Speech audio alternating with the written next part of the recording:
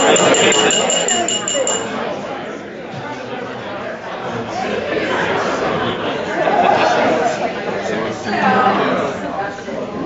everybody to today's Wednesday lunch here at the Divinity School. I'm Karen Wyatt, I'm the Director of Communication here, and I organize this series. So thank you all for coming out today for our last Wednesday lunch of the quarter.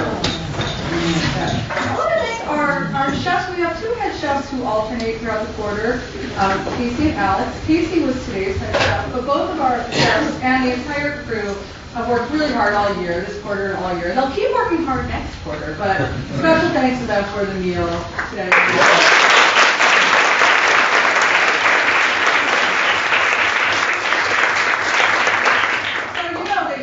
They cook right here from scratch this meal. So we do ask you to clean up after yourselves. As you leave, put your trash and your compost and your recycling in the appropriate place on your way out. Put your silverware in our famous yellow soapy vat.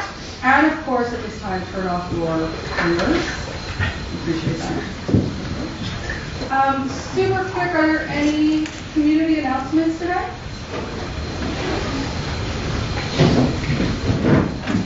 Yes. There is a John Wesley 101 tonight, led by that guy. You should come to 7 p.m. No prior knowledge necessary on John Wesley at 11 minutes. There is the student town hall tonight at 4:30 in room 106 to discuss issues around student unionization. So you should have gotten, it's tomorrow, not tonight, I'm sorry, it's tomorrow. At 4:30 and 6, I think ESA sent out some information today, and there's previous information that you should receive. But of course, on Friday there are two practice teaching events. So if you don't know what any of these events are, look on our website, or you can see me later if you're on the email list. The cooks also asked me to announce that there will be extra cobbler.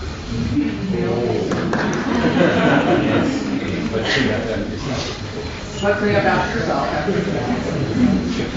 So let's just get started with the program. I'm thrilled to announce that today the last lunch is one of our special Dean's Forum lunches, which invites faculty to participate in a conversation about a work by one of those faculty members. So let me just introduce our Dean, Dean Rosengarten. He's going to do the further introductions. Oh, I hope. Okay. Yes, right. So join me in welcoming.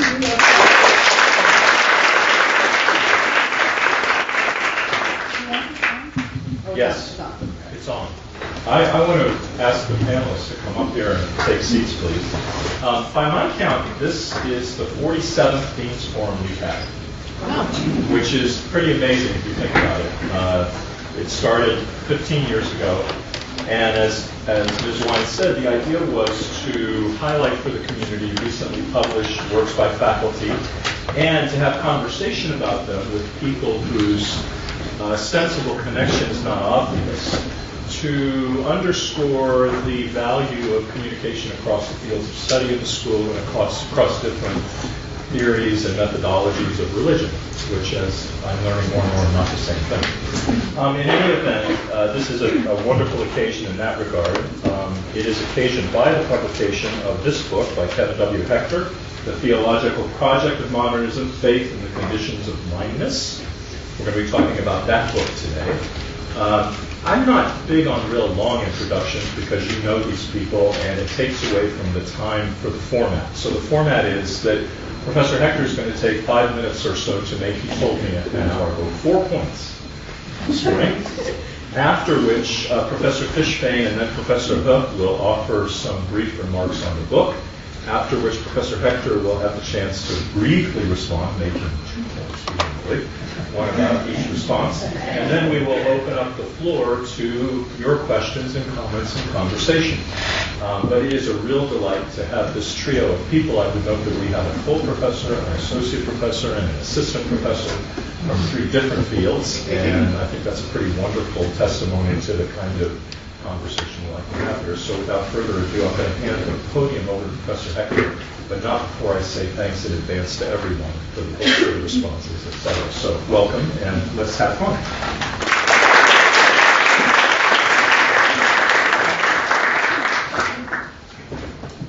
thank you for that. Although I think you primed everyone to think I'm long-winded. You might not be wrong. Let me begin with some thank yous. Thanks to all of you for coming. It's lovely to see so many familiar and unfamiliar faces here. Thank you to the cooking crew for our exceptionally delectable Romans 14 meal. That's point 2, right? Special thanks, while I'm reconsidering, to Dean Rosengarten and Professors Fishbane and Hoof for their willingness to hold a forum on my book. I'm eager, maybe a little anxious, to hear what you have to say, so by way of introduction, I'll make just a few points. First, to understand what I'm up to here, it is important to know that modern theology is not very popular among contemporary theologians. As they see it, and this is the prevailing interpretation, modern theology is essentially characterized by the attempt to secure belief on the basis of reason, where reason is construed as providing us with universal, law-like principles by contrast with the particular accidental principles handed down by custom and cultural tradition. In this way, the story goes, modern theologians thought they could rise above the sheer givenness of historical particularity. Contemporary theologians tend to bristle at such an approach, insisting A, that which modern theologians, so interpreted, take to be universal is actually a very particular historical cultural perspective, namely that of white European intellectuals. B, that modern thinkers end up with a distorted view of humanity, particularly insofar as reason is contrasted with bodily life and the vulnerabilities to which persons are exposed. And finally, C, that it would be idolatrous to apply this approach to faith commitments, for doing so would submit God to human measure. That brings me to a second point. Although there is some truth to the prevailing interpretation, what it takes to be central to modern theology is actually a contingent part of a more basic project, and is in any case called decisively into question by modern theologians themselves. Against this interpretation, then, I argue that what is actually central to modern theology is not the establishment of universal reason, but what I call mindness, by which I mean, roughly, the ability to experience one's life not as imposed upon one, or simply given to one, but as having a shape such that one can identify with it or experience it as self-expressive. Paradigmatically, by its conforming to a life intention or plan in which one intends oneself or with which one identifies. Naturally, all sorts of obstacles stand in the way of achieving such a state, which brings us to the theological dimension of modernity. Each of the figures treated in the book offers an account not only A, of how one's life would have to hang together such that one could identify with it, and B, of the oppositions which stand in the way of such hanging together, but crucially C, of God as the one by whom oppositions are overcome, such that one can have faith that one's life will ultimately hang together, and D, of what such faith would have to be like in order for one to identify with it too. Universal reason does play a role in some of these accounts, 2.5 of them, but only as part of an attempt to warrant D. And again, such attempts suffer a mortal wound at the hands of modern theology itself. My third point, then, is that if my account is even roughly accurate, it should help us see modern theology as standing in a different relationship to contemporary, especially contextual theologies, since it would then be plain that modern theology's mindness project stands in significant continuity with their quest for a theology that would fit them like shoes that fit our feet, as one contextual theologian put it, and that would address their real worlds of pain, suffering, poverty, and death. To come at the same point from a different angle, if my account is right, then one of the principal ways that modern theology's project would have to be carried forward in light of its own commitments is through contextual theologies of just this sort. One last point. The book sheds some light, I think, on mindness per se, as well as on faith as a sufficient condition thereof, but it is first of all a work of historical theology, which means, as I maintained from the outset, that its constructive conclusions are necessarily modest at best. One example of this modesty is that the thinkers I treat do not provide a terribly fine-grained account of what faith actually looks like, nor of how one actually handles tragic, absurd, unjust, or otherwise bad circumstances. in such a way that one remains at home with oneself. They don't tell us a whole lot about what this really looks like. I would not count this as a shortcoming of the book. Of course I would. I would not count this as a shortcoming. Nor should you. Given the limits, the warranted limits of its claims, but it certainly calls for significant further development. Sketching such development is one of the principal aims of the book I am working on now, currently entitled Faith as a Way of Life, and a projected sequel entitled Mediating Selves. But now I am literally getting ahead of myself, so I will turn the podium over to my colleagues. Thank you.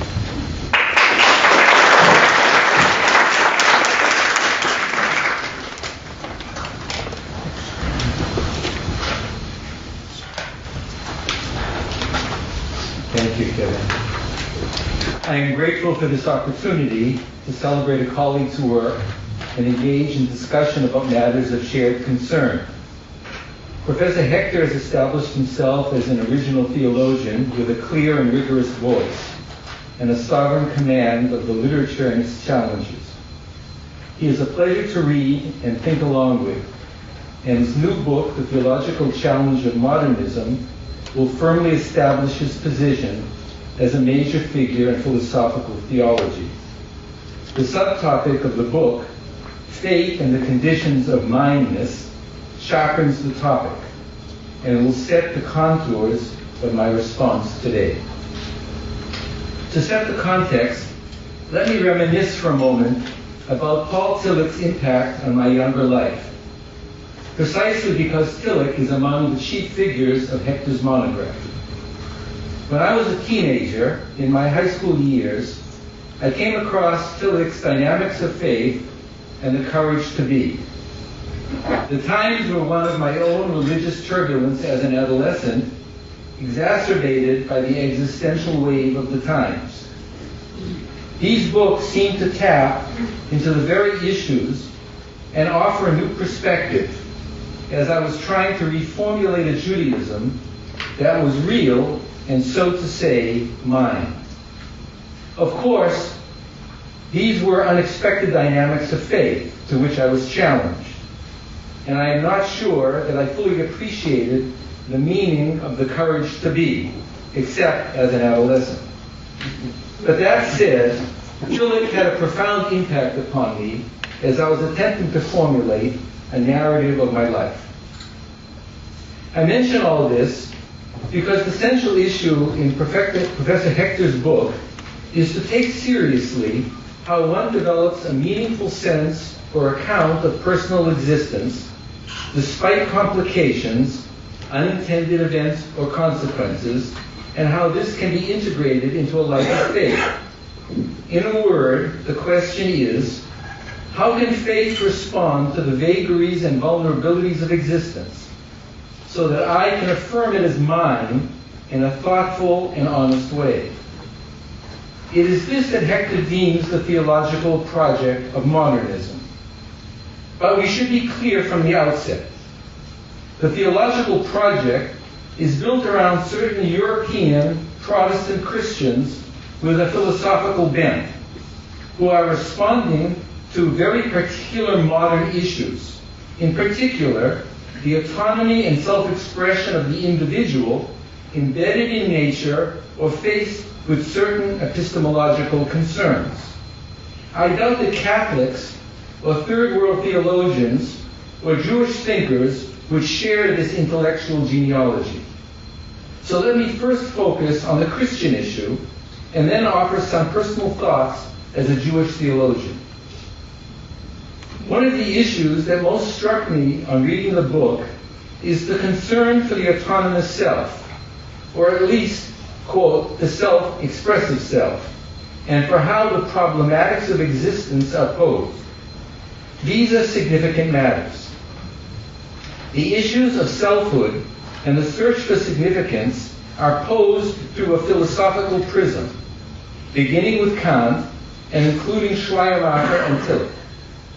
That is fair enough, since obviously our cognitive challenges condition how the religious tradition we are part of makes sense. We all do this, and I did it already as a teenager. But I was more struck by the fact that the figure called Jesus the Christ was repeatedly invoked as a human model for moderns in search of a solution to these philosophical issues of epistemology and coherence. That is, Jesus was variously portrayed as the individual exemplar who most fully, perhaps perfectly, displays the capacity for true autonomy in the Kantian sense. A capacity to truly realize one's dependence on divinity and a related God consciousness in the Schleiermachian sense. And a capacity to hold together or properly participate in the complex polarities of life and thus overcome the disjunctions of assertive selfhood in the Tillichian sense. That is, I often had the sense that the particular saving models of Jesus and the type of faith represented by him appeared at the end of each chapter as a kind of deus ex machina, as a Christian solution to a philosophical problem that drives the problematic. Am I right to sense that? Asking this, I want to ask Professor Hector to reflect on such matters in his own voice, and not just as a historian of the issue. Why? Because it seemed that philosophy, or even a philosophical theology, if we would agree that Tillich's quest is deeply theological, appears as the regulating condition to the modern challenge to faith, and that Christian categories were being reinterpreted, powerfully and creatively to be sure, to tame and Christianize the issues. I doubt that this is Professor Hector's position, and I suspect that he is closer to Whitehead, who said, Christianity is a faith in search of a philosophy. In any event, I, for one, would like an answer. And further, how come we never hear of citations from Scripture as regulating factors, or at least of hermeneutical correlations of the new viewpoint with biblical texts? It felt to me as if Christian categories hover somehow in the air, topics like love and suffering and vindication, and descend at just the right time. So where is biblical hermeneutics in all of this? Certainly this is an unavoidable task for the Jewish theologian, even those with the most auspicious philosophical concerns. This brings me to the issue of mindness. Am I right to sense here the traces of autonomy and the ego cogito? If mindness is somehow an echo of Heidegger's Gemeinigkeit, where is the corresponding notion of Zusammengehörigkeit, or belongingness? Do we not belong to a tradition which claims us from the beginning? Even Schleiermacher would say so, as Professor Hector well knows. But if this is so, if my sense of mindness needs to be inflected into, this is so, my sense of mindness needs to be inflected in two directions. First, by the question, in what sense is the tradition mine? And second, in what sense does my fundamental belonging to it mean that more is at issue than my own personal integration? Namely, a commitment to such metapersonal matters as historical memory, life patterns, and communal values. Does such a qualification of mindness make sense only for modern Protestants and is only meaningful for those with an inherited heritage or practice, such as Jews committed to the Jewish tradition? Now, having put these metapersonal matters on the table, I wish to add, now as a Jewish theologian, that I missed two things. First, any language about revelation and demands of claims of God or the tradition, such as would require the assent or submission of my private mindness. And second, and also fundamental, given attempts by thinkers like Schleiermacher to overcome the so-called Kantian gap between named experiences and their ultimate truth, there is an overall absence of the epistemic reality that what claims me does so relationally, interpersonally, and dialogically. From this perspective, the subject-object divide is epistemologically overcome at every life moment, and not just in pre-reflective moments. Certainly, this too would qualify the strong notion of mindness. So in the end, after Professor Hector's most admirable synthesis, I would like to know where he stands on these issues, and how he accomplishes his Christian reframing of categories and the redefinition of faith as a commitment of standing within the context of a larger outhaven. On his presentation, following Tillich, faith is the transformative awareness of being lifted up to a higher integration in which God, God's self, overcomes multiplicities of all sorts. I shall not push this last matter, which is a bit puzzling to my theological mind. But I do want to know what validates one theological reframing over another. Is it only the personal criterion of, quote, by their fruits you shall know them? Or is more at stake?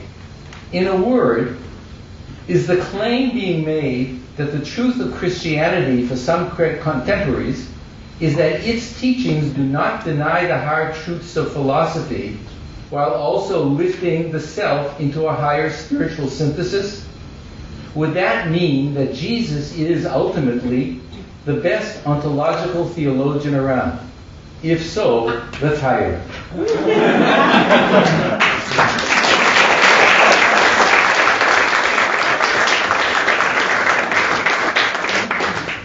Hard to follow up on that. I'm honored to join this afternoon's forum for my colleague Kevin Hector's book, A Labor of Lexical Precision, Readability, and Relevance, that offers us a glimpse into Kevin's great gifts as both a scholar and an instructor. The theological project of modernism, as I enter into it, is more than a stranger's journey into an analytic philosophy and intellectual history of faith. Possessed by the question of what can be owned as mine, it is a book which peeks into our heads when one comes across scenarios that seem to run against what one plans, intends, and wishes for.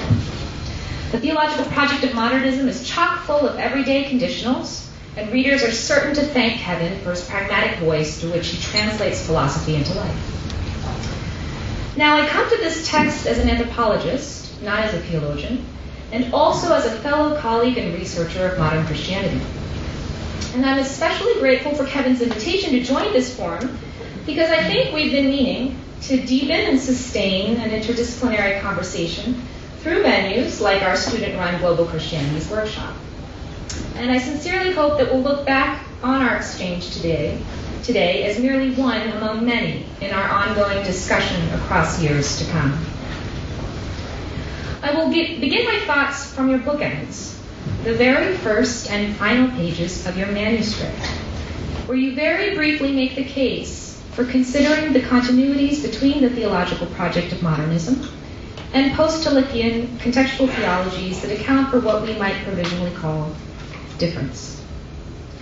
At these bookends, I see your imagined addressee, J. Cameron Carter, a theologian of race and Black experience, press for a more robust reckoning with the fact that modernism's canonical players, Kant, Schleiermacher, Hegel, Ritschl, Trelch, and Tillich, serve to perpetuate a white perspective as the privileged universal one. Your reply to this charge is clear.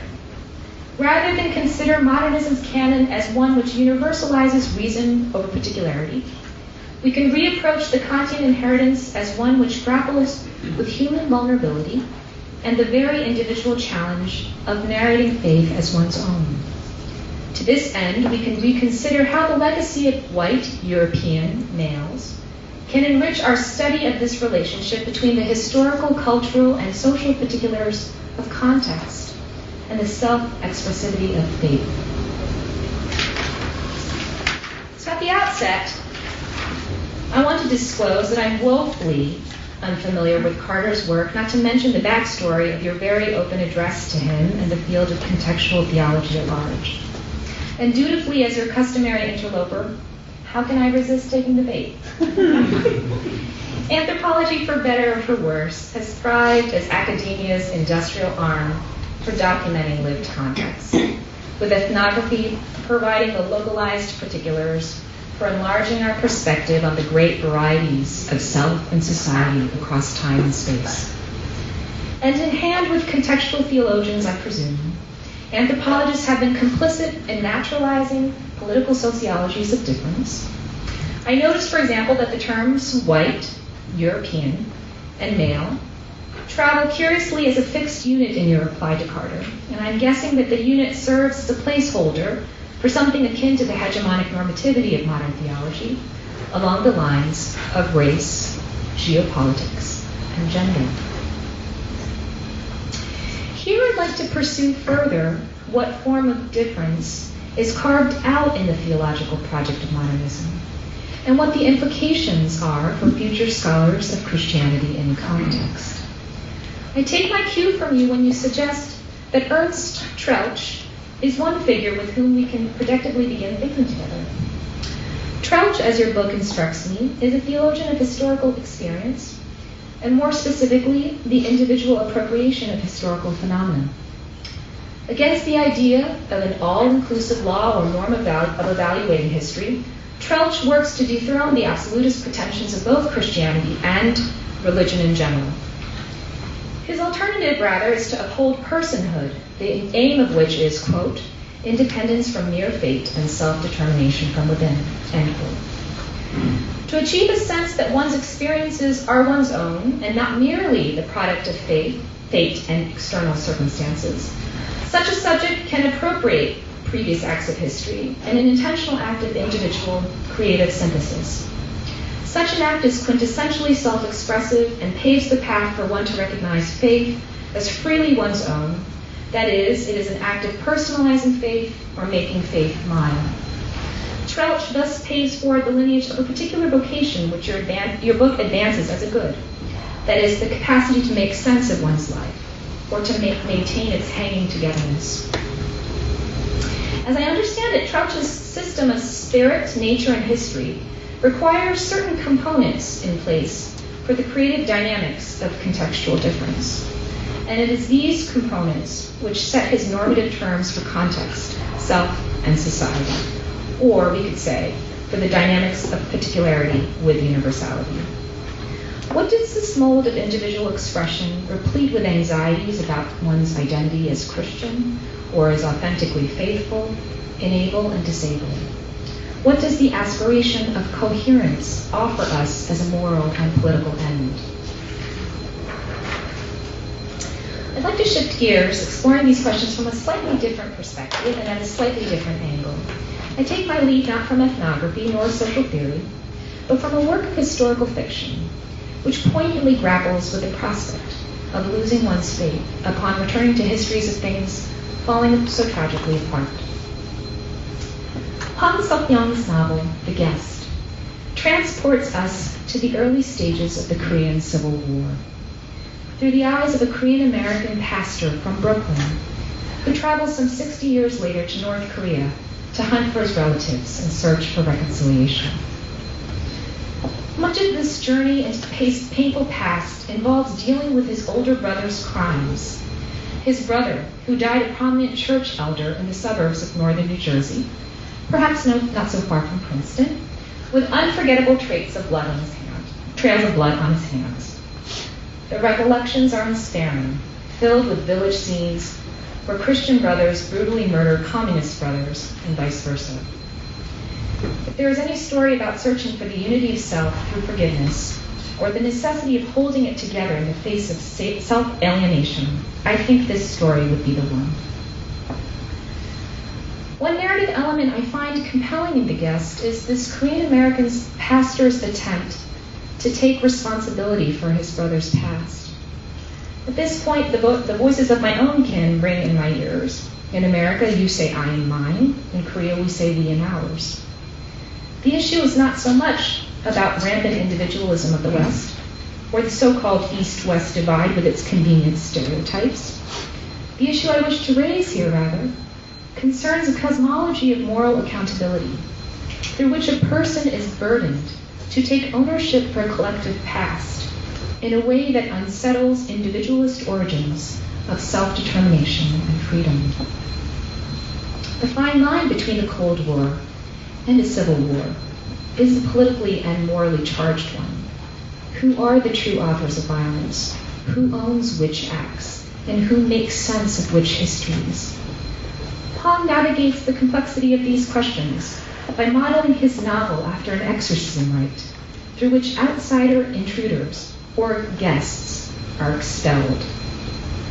The guest, or sonmin, is a term which once referred to the smallpox epidemic, but is now extended to other foreign presences, Christianity and Marxism. Pong is very clear that Christianity and Marxism are the two guests, the two spirits unfolding across history, which he seeks to exercise on what he calls the altar of cultural imperialism. It is worth mentioning that both North Korean and South Korean states condemn this novel and want nothing to do with it. We might say that they are disowning Pong's history and disavowing his creative act of self-expression and mindness. Now, returning to the theological project of modernism, part of me immediately equates the phantom image of white European male with Pong's two guests, Christianity and communism, or American and Sino-Soviet, or Weber and Marx, or spirit of capitalism and historical materialism. Take your pick. And my equation is seemingly confirmed by Pong's strategic selection of the shaman's identity. A non-European, a non-white, non-male. His novel's shaman is an old woman located outside the history of reason, at the haunting margins of war and its heteropatrilineal grinding machine, which makes orphans and widows out of fathers and husbands. What could possibly be a better site than this one for the creative reappropriation of the historical experience of empire? Following Trauch and following your efforts to bridge contextual theology with liberal theology, isn't this what it means to be a self-expressive individual within the localizing parameters of context? Excuse me, I'm very thirsty. Forgot that it's like to give a talk. At this point, nearing the end of my comments, I'd like to invite you to reflect upon what I worry to be a reduction of differences into a field where 1,000 particularities can bloom.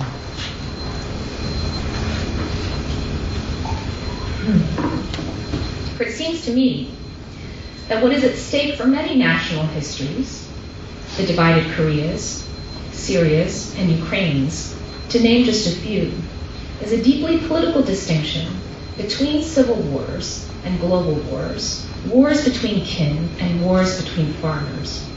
And here, no matter which side you're betting on, whatever white, male, European stands for, it can never be just a particularity, or even a particularity which falsely parades as privileged universalism, what I understand to be Cameron Carter's claim, and also Hwang Suk-young's point of departure. In other words, I'm wondering, how does the theological project of modernism account for the dynamics of power and serious power differentials in the expression of differences across history's unfolding?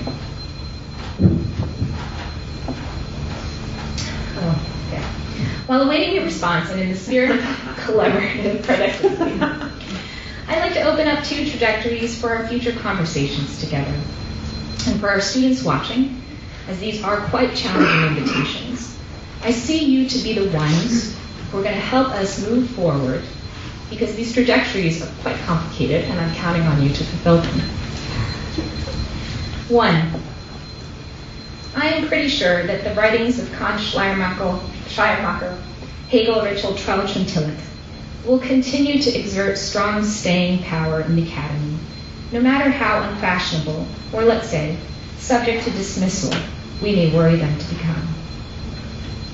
I think the task ahead of us, rather, is to think about how to read and locate these formidable thinkers in continuity and in counterpoint with other thinkers. To generate a substantive conversation with the non-Western canon, these other thinkers ideally occupy some location, partial or ambivalent, outside the European white male lineage. 2. I am fascinated with Strauch and what I understand him doing in your history of theological concepts. And from the little dabbling around I've done, I've learned that Strauch's theory of history and personhood drew significantly on some aspects of Weberian sociology. If it is that context, in all its trickiness, is a catch point for theologians and ethnographers these days, it seems that we can do some work thinking about the intellectual genealogy of context across our fields, and share what critique it has mustered internal to our disciplines and for what reasons. Here I suspect liberal contextual theology and cultural relativism are children of the same problem parents. So maybe on this point we can work out our shared family issues together, so to speak. And now, finally, to close quickly, I'd like to re-express my heartfelt congratulations to Kevin for a spectacular achievement. I'm proud to be his colleague and look forward to watching where his work continues to take him.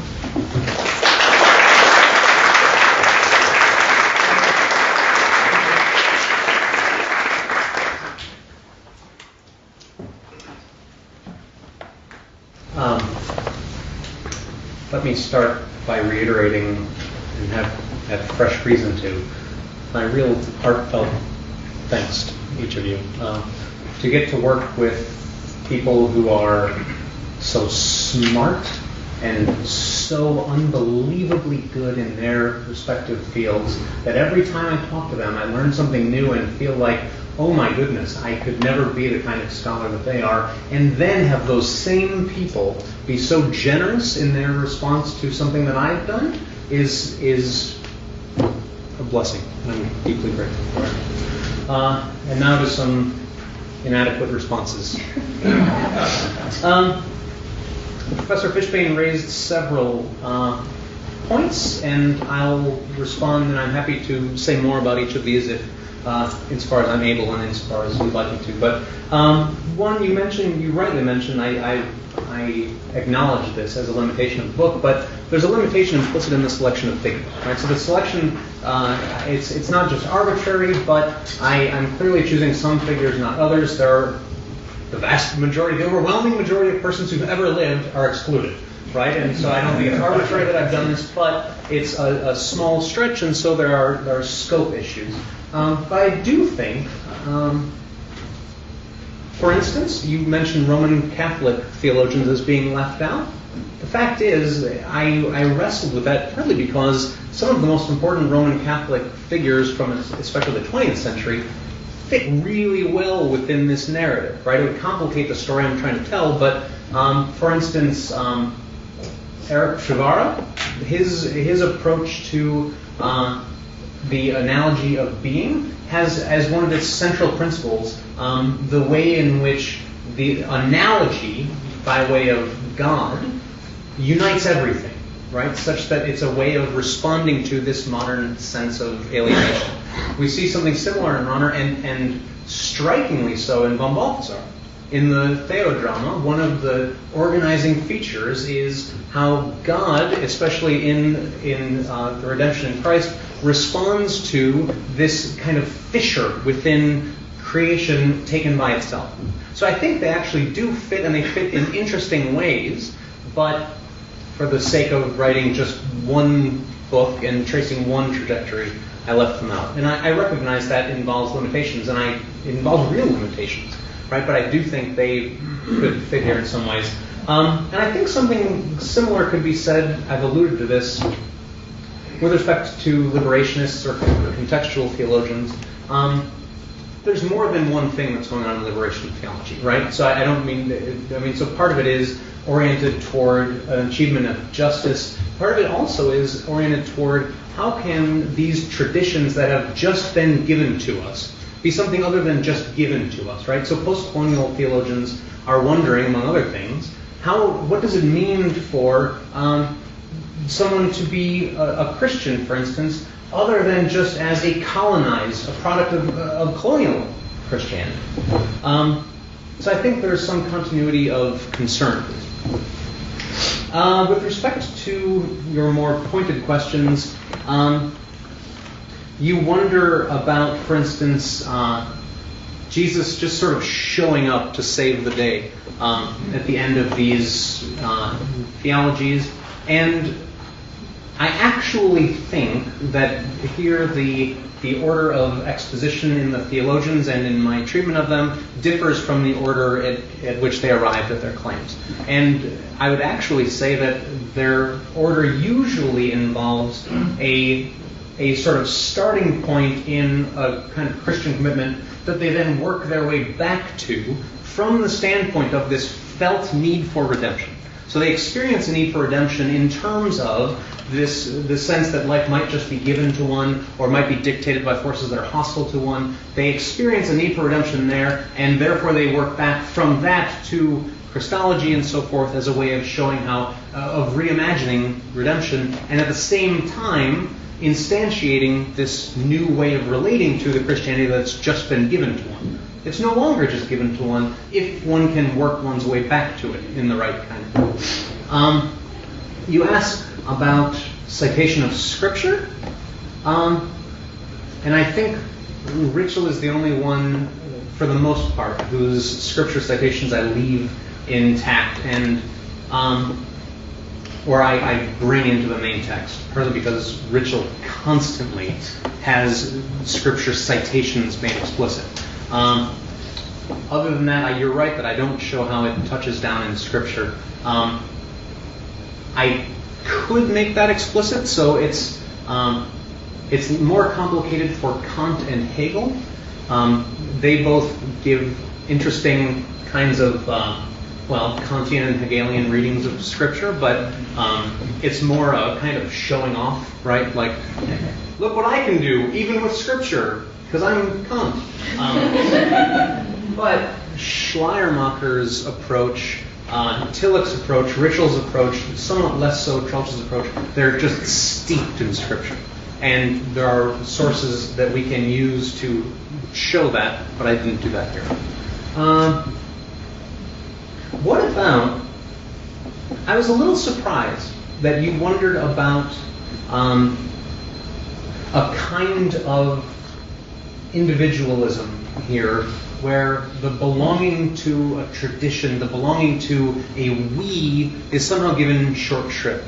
And I was surprised at that, and I think I know what it implies, but I was surprised at it because I thought that was one of the interesting things about most of these figures is, with the exception of Kant and to some extent Hegel, they are really interested in how one could stand in a new relationship to tradition, not I'm starting from scratch, right? So this is one of the visions of modern theology that people have, as if each of these figures pictured themselves, right, as if in this Cartesian hut where they just decide, all right, if I started from scratch religion-wise, what would I come up with? And that's just not true, right? They're trying to think about tradition has given them a certain faith. It's just been handed to them, and they want to know, does that nevertheless count as my faith? How would it? How would I appropriate this as mine?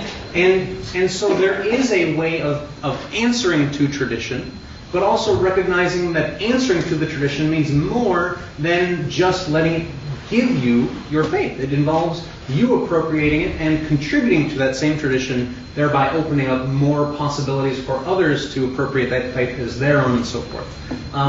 So tradition is a crucial ingredient of what's going on here for many in this trajectory.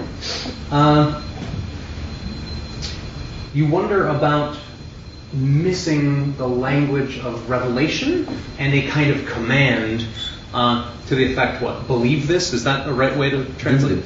Do this. Oh. We could have a forum about that.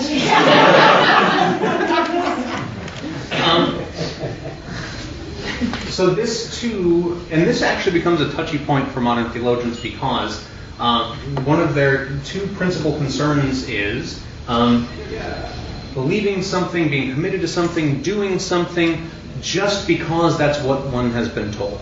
Right? They've become really concerned about this, and so it no longer would seem to them like a good faith reason for doing something just because one has been told that by anyone.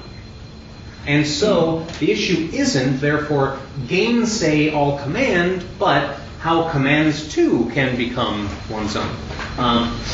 Hegel talks about this in terms of, so you're told not to steal, right? The law, the civil law tells you don't steal, right? It's just telling you to do that. Does that mean that to be free you should go steal? No, it just means rather that you would be able to retrace your steps, so to speak, to the point where not stealing becomes your own commitment, such that in being told not to steal, you simultaneously are able to tell yourself, don't steal, right? So that you stand in a mindness relationship to that law.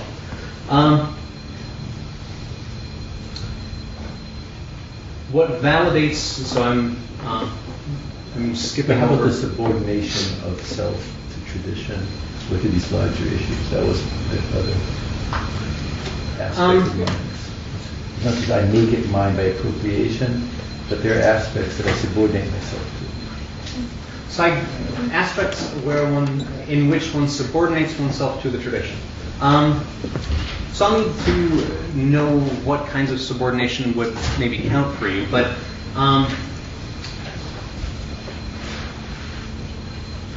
one of the things that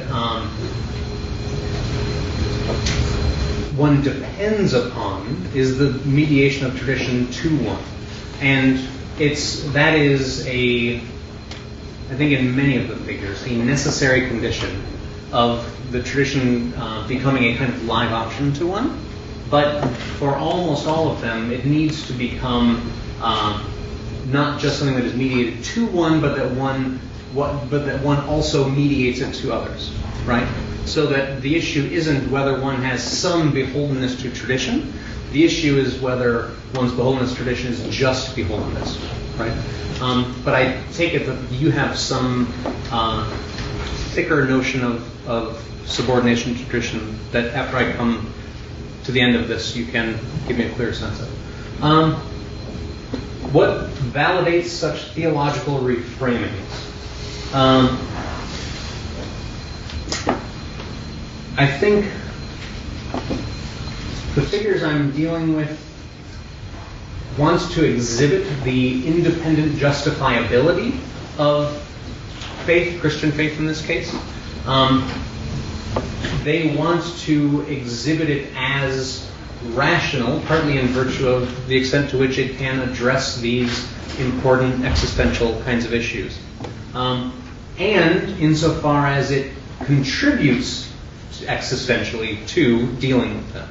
And so insofar as they not only gather up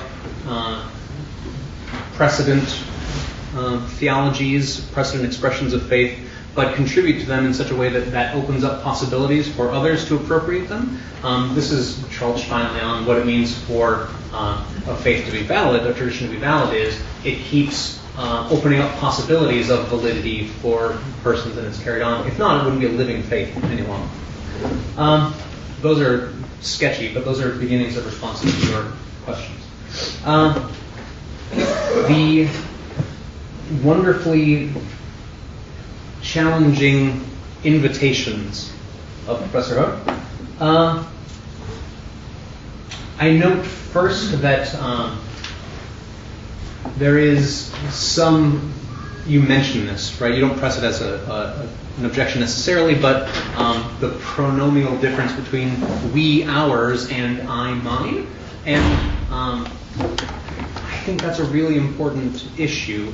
And I think each of these figures is resisting individualism, maybe not wholly successfully in your view, right?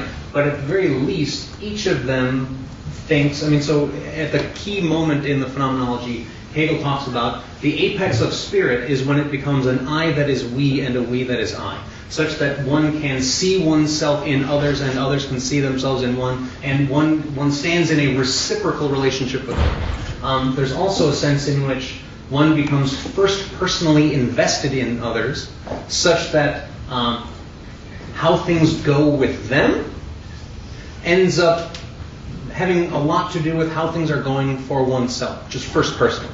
So I think they're moving in the direction of more we hours kinds of approaches. But you might think that the ingredients that they're cooking this stew out of are all sort of individualist ingredients, and then maybe they cook it well and they do a nice job, but if you start with the individualist ingredients, then you never get to the wee hours stew. I should stop. So you have a lot of work ahead of you with the workshop, you realize. Well, in the sense that we have a lot of conversations were in it. Oh, right. I thought you meant something much different. Oh, no. I think you were saying, right, so this obviously is a terrible answer.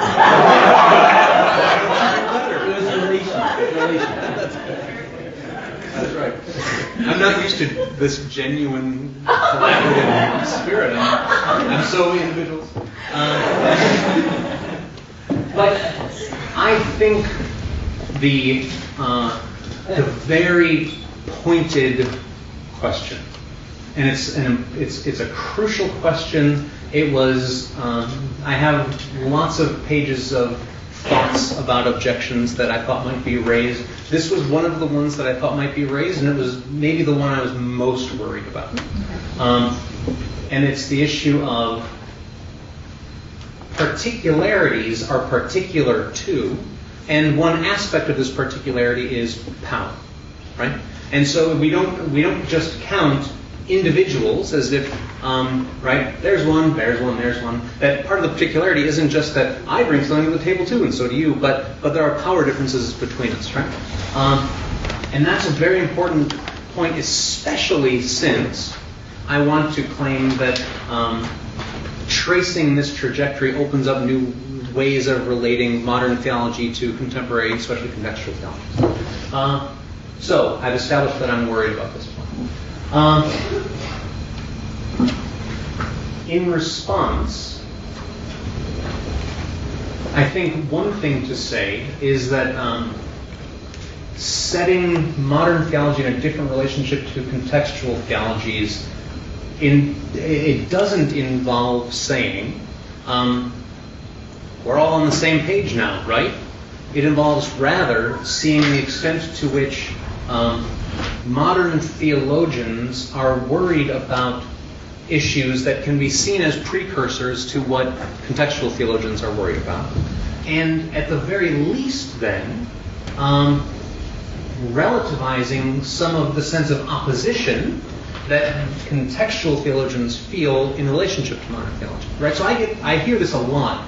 People who work in contextual theology sometimes worry about the real suffocating force that these canonical figures have, right? So that they experience it as a kind of opposition in the sense that I'm using it in this book, right? Well, in virtue of seeing them as trying to be working at some similar issues, one can not only see them as not maybe finally opposed, but as subject to critique more internally from precisely the kinds of standpoints that contextual theologians want to be critiquing them. And so I think of contextual theologians like Kazuo Kitamori and Kosuke Koyama and Gustavo Gutierrez, and theologians for whom recontextualizing theology is so important, and especially in the latter two, fighting for justice is so important. They want to critique these theologians not just for playing a role, witting or not, in perpetuating a kind of hegemony that leads to injustice, systemic injustice. But now I want to say they ought to be able to, or want to be able to, see them as wrong by their own lights, right? So that they can get a kind of leverage on modern theology that I think you don't get if you just have a sense that they were doing something else. So now there's a new possibility of imminent critique, as well as seeing that there's a way in which there's a kind of common project as well. Jay Carter is not altogether convinced. And then I will end with an affirmation of, or just an expression of my, how welcome your proposed topics of further investigation. Thinking further about what it would look like to set these kinds of voices and figures in conversation with a broader array of figures, and think about a finer grained analysis of where do they see things from similar perspectives, where don't they, what can we learn from that? I think that strikes me as a really important thing to be doing that would enrich me and my thoughts on this beyond measure. And I think you're also right that if we go far enough back in our family trees, we actually have a kind of genetic ground for starting to think through some of the issues about where are we now in terms of theology, in terms of anthropology, such that we have a kind of organic link. So again, I end by reiterating just how deeply, deeply grateful I am for both of you. Thank you.